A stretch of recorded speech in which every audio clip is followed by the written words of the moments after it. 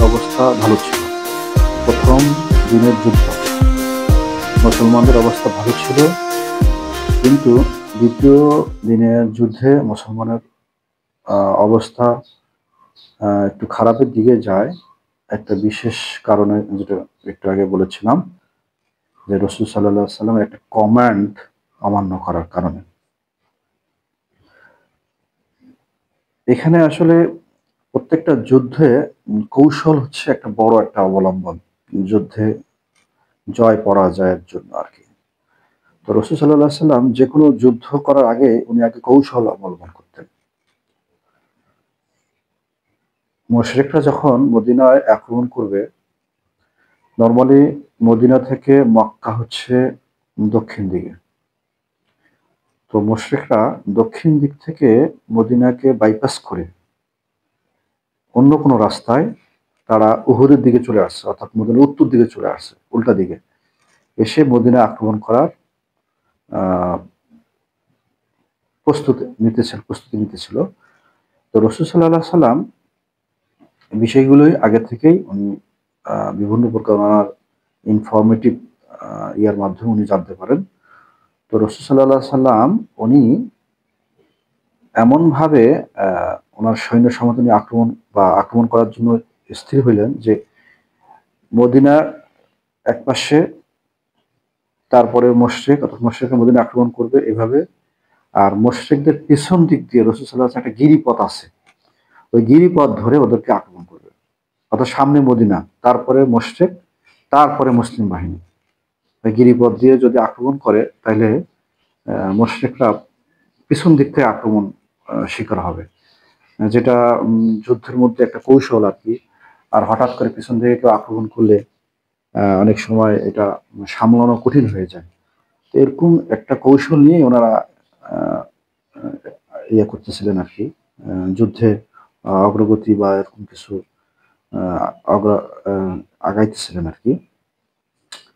কিন্তু এই গিরিপথটা যদি কাফেররা দেখে ফেলে, তো হয়তো বা তারাও এই গিরিপথ ধরে রাসূল সাল্লাল্লাহু আলাইহি ওয়াসাল্লামকে পিছন দিক থেকে আক্রমণ করতে পারে, যদি কাফেররা দুটো ভাগ হয়ে যায়। এরকম কিছু অবস্থা উনি আগেই বুঝতে পেরেছিলেন। এই কারণে গিরিপথ ধরে ওনারা অতিক্রম করার শেষে উনি আবার কিছু রিমেইনিং 50 জন রিজার্ভ ফোর্স, যেখানে আব্দুল্লাহ ইবনে জুবাইরকে সেনাপতি বানিয়ে উনি গিরিপথের কাছে অবস্থান নিতে বললেন। এবং ওনাদেরকে উনি এইভাবে বলে দিলেন যে যুদ্ধে জয় পরাজয় যেটাই হোক, ওনারা যাতে এখান থেকে না মুভ করেন আর কি। অর্থাৎ রাসূল সাল্লাল্লাহু আলাইহি সাল্লামের গ্রিন সিগন্যাল ছাড়া তারা যাতে এই গিরিপথ না ছাড়ে। কিন্তু মুসলমানের অবস্থা ভালো, এবং কাফেররা ওই সময় মুসলমানের অতর্কিত আক্রমণে ছোটাছুটি করে পালিয়ে যাচ্ছিল। এই অবস্থায় অনেকে গনিমত মাল সংরক্ষণ করতেছিল। সেগুলো দেখে গিরিপথে যে 50 জন রিজার্ভ ফোর্স, তারা নিজেদের মধ্যে একটা আহ, নিজেদের মধ্যে একটা আলোচনা করতেছিল যে যেহেতু যুদ্ধ শেষ, তারা পালিয়ে যাচ্ছে, তা আমরা এখানে কেন থাকবো, আমরা গনিমত মাল কুড়াবো। যদিও সেনাপতি আব্দুল্লাহ ইবনে জুবাইর উনি বারবার নিষেধ করতেছিল যে আমাদেরকে তো এইভাবে বলা হয় নাই, কিন্তু তারপরও ওনার নিষেধ অমান্য করে প্রায় 50 জনের মধ্যে 38 জন সাহাবী ওনারা গনিমতের মাল সংরক্ষণের জন্য যুদ্ধের ময়দানে চলে যান গিরিপথ ছেড়ে। অর্থাৎ বাকি 10-12 জনের মতন ওখানে ছিল, যার মধ্যে সেনাপতি আব্দুল্লাহ ইবনে জুবাইর সহ আরো 10-12 জন ওখানে ছিল। তো খালিদ ইবনে ওলীদ ওই সময় উনি মুসলমান না, ওই সময় উনি বলা যায় যে সহকারী সেনাপতি মুশরিকদের। ওনার আন্ডারে প্রায় 200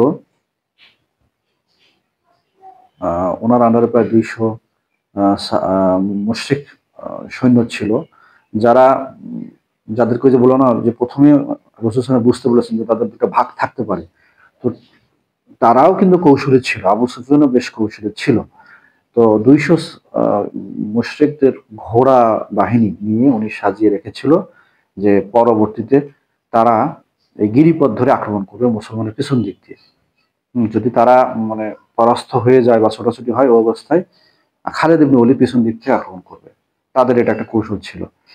তো ২-৪ বার মতন খালিদ বিন ওলীদ ওই গিরিপথে এসে ঘুরে যান। যখনই দেখেন যে ওখানে ৫০ জন ঘোড়া নিয়ে সশস্ত্র বাহিনী ওখানে অবস্থান করতেছিল, তখন উনি বারবার ঘুরে যাচ্ছিল, অর্থাৎ আক্রমণ করতে পারতেছিল না। কিন্তু লাস্ট টাইম যখন উনি খালিদ বিন ওলীদ এসে দেখেন যে ওখানে মাত্র ১০-১২ জন আছে, বাকি জন নাই, ওই সময় উনি ২০০ ঘোড়া বাহিনী নিয়ে ওনাদের মধ্যে আক্রমণ করেন এবং এতে প্রায় ওখানে যারা ছিল ১০-১২ জন, তারা সবাই ওখানে শহীদ হয়ে যান।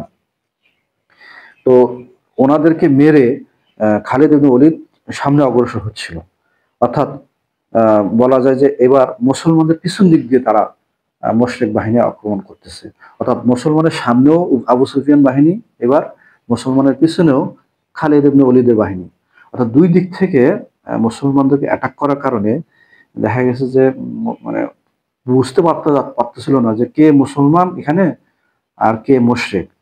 তো এই অবস্থায় মানে না চেনার কারণে দেখা গেছে যে হুযাইফা রাদিয়াল্লাহু আনহু, একজন খুবই বিখ্যাত সাহাবী, ওনার পিতা ইয়ামান, ওনাকেও শহীদ করে দেওয়া হয় এবং উনি শহীদ হয় মুসলমান বাহিনীর হাতে। হ্যাঁ, অর্থাৎ না চেনার কারণে আর কি মিক্সড হয়ে গেছে, অর্থাৎ পিছন সামন দুই দিকে মুসলমান দুই দিকে মুশরিক, আর এই দুইজন মিক্সড হওয়াতে কেউ কাউকে চিনতে পারতেছিল না। একজন তো অলরেডি তলোয়ার নিয়ে রাসূল সাল্লাল্লাহু আলাইহি ওয়াসাল্লামের দিকে অগ্রসর হতেছিল ওনাকে মারার জন্য।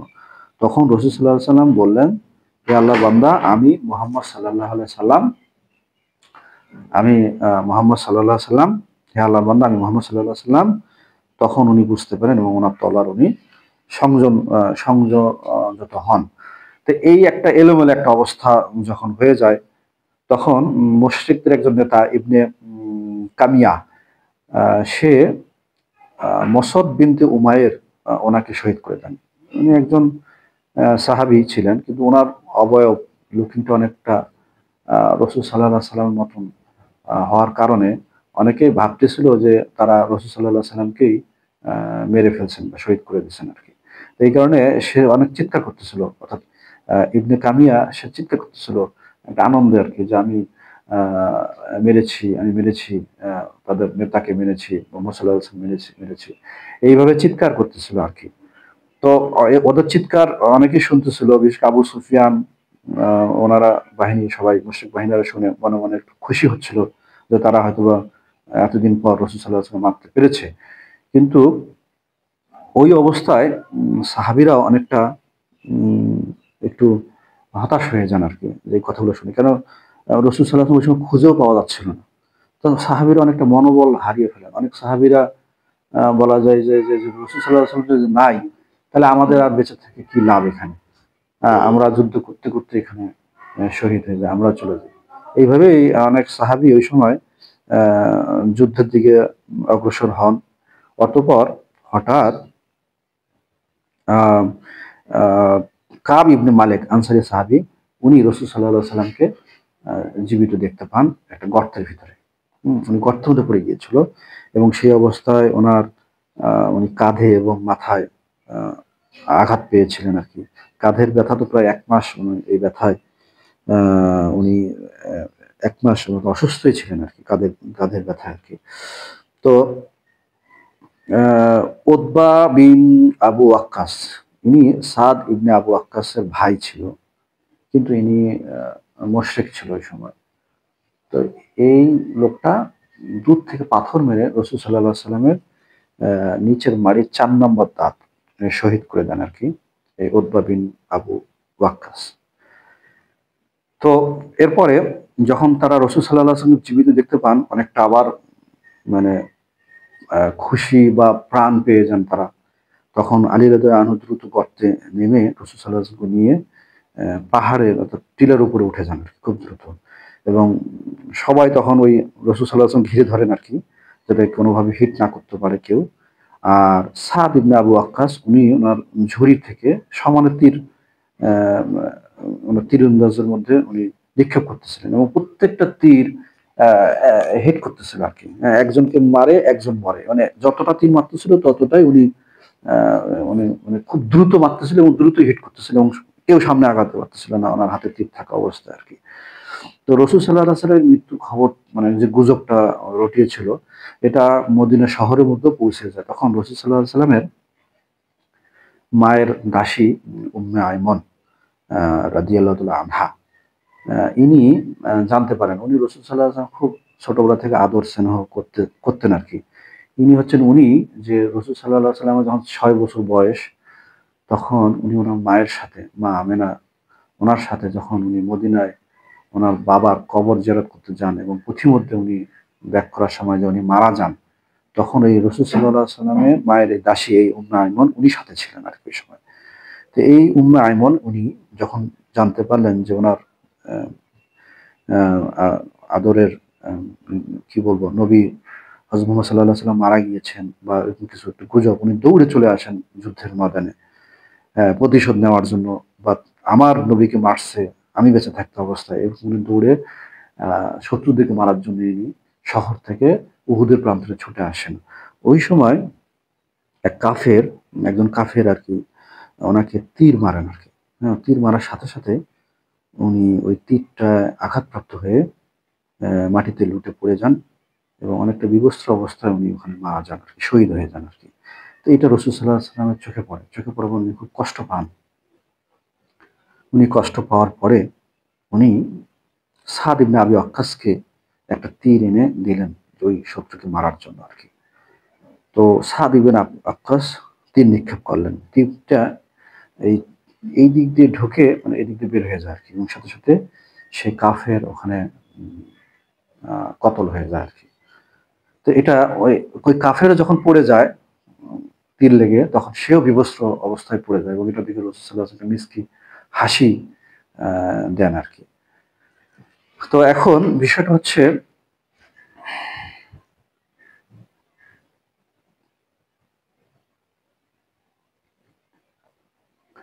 তো রসুল সাল্লাল্লাহু আলাইহি ওয়াসাল্লামকে নিয়ে যখন সবাই পাহাড়ের উপর উঠলেন, তখন মুশরিকরাও ওনাদের পিছে পিছু নেন এবং ওঠার চেষ্টা করেন, কিন্তু সাহাবীদের পাথর খুব মারতেছিল উপর থেকে, ফলে পাথরের বৃষ্টির কারণে তারা আর আগানোর সাহস পাচ্ছিল না। ফলে তারা পাশের আরেকটা পাহাড়ে অবস্থান নিয়ে চিৎকার করতেছিল, বিশেষ করে আবু সুফিয়ান চিৎকার করতেছিল, মানে খুশিতে চিৎকার করতেছিল যে আমি মুহাম্মদ সাল্লাল্লাহু আলাইহি ওয়াসাল্লাম মারতে পারছি।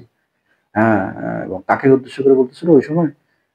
সে তখন হযরত আবু বকর রাদিয়াল্লাহু আনহু এবং হযরত ওমর ফারুক রাদিয়াল্লাহু আনহু ওনাদেরকে উদ্দেশ্য করে এই কথা বলতেছিল যে আমি রাসূল সাল্লাল্লাহু আলাইহি ওয়াসাল্লাম আমি নবীকে মারতে পেরেছি। তো তখন রসুল সাল্লাল্লাহু আলাইহি ওয়াসাল্লাম এটা শুনতেছিল। শোনার পরে উনি নিষেধ করতেছিল যে থাক, ও তার কথায় উত্তর না দেওয়া আরকি। কিন্তু ওমর ফারুক রাদিয়াল্লাহু আনহু উনি উনার ক্রোধ বা উনার একটু উনার রাগ উনি সাথে সাথে রিপ্লাই করলেন আরকি যে, "এই আবু সুফিয়ান, এই কামিনা" এভাবে একটা মানে এক্সাইট হয়ে আরকি উত্তর দিলেন যে, "তোমরা কিছুই করতে পারোনি আমাদের নবীকে।" হুম। তখন আবু সুফিয়ান এটা শোনার পরে উনার মনের ভিতর ঢুকলো যে মনে হয় তাইলে উনি ভুল শুনছেন, যে যেহেতু ওমর ফারুক রাদিয়াল্লাহু আনহু বলতেছে যে কিছুই করতে পারে নাই, নিশ্চয়ই তাদের নবী জীবিত আছেন, আমরা অন্য কাউকে মারছি। তখন আবু সুফিয়ান এবং তার বাহিনী মনোবল হারিয়ে ফেলে এবং তারপর তারা আহ, মক্কায় ব্যাক করে আর কি। এভাবে একটা অসমাপ্ত অবস্থা সৃষ্টি হয় এখানে আর কি।